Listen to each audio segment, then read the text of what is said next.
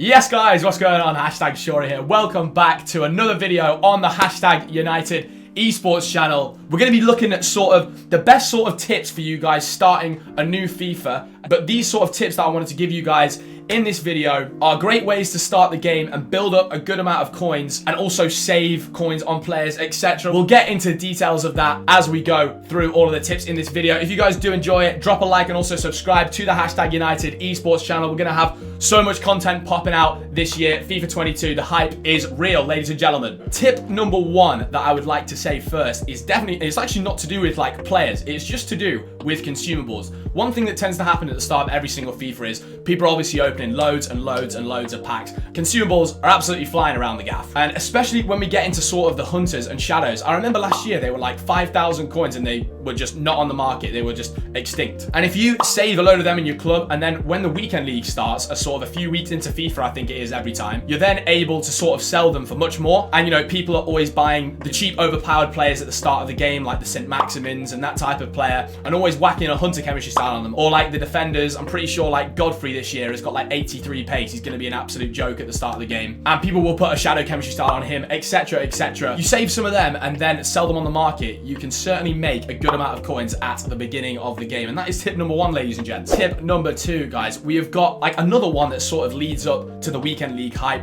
And this is going to be about players that sort of are the top meta, but they're not like the Ronaldos or, you know, Neymar, Mbappe, that type of thing, who, let's be honest, are just a stupid amount of coins at the beginning of the game. But for example, if you can pick yourself up some like Varans and some like Mendy's, them types of players, the players that are just, even though they're not crazy expensive, they're going to be the types of players that stay in people's teams, whether that be pros, competitive players, or the casual player. They cater to like all teams, basically.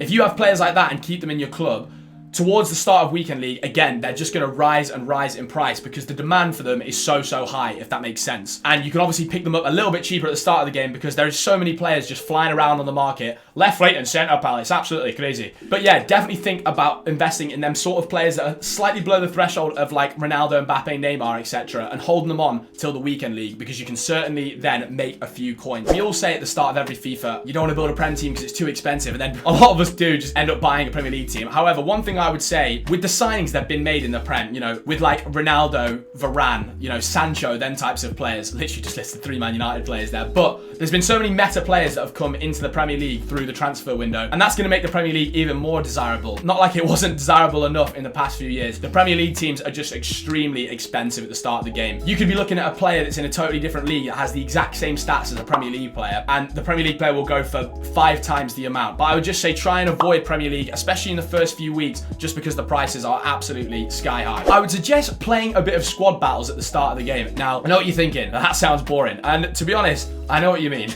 But the good thing about squad battles is, I suppose, and even if you want to just put it on a bit of a lower difficulty and just basically score a few goals and then just chill, and you could have Netflix on at the side or a YouTube video or something like that while you're just chilling but making a few more coins, and you don't have to really concentrate too much, that type of thing. But squad battles is a way to earn a few more packs at the start of the game. And let's be honest, at the start of the FIFA, every single pack matters, every single coin matters, because if you get that even one random pack from a squad battles game and end up packing a, you know, a massive player, it's going to sell for absolutely loads at the start of the game.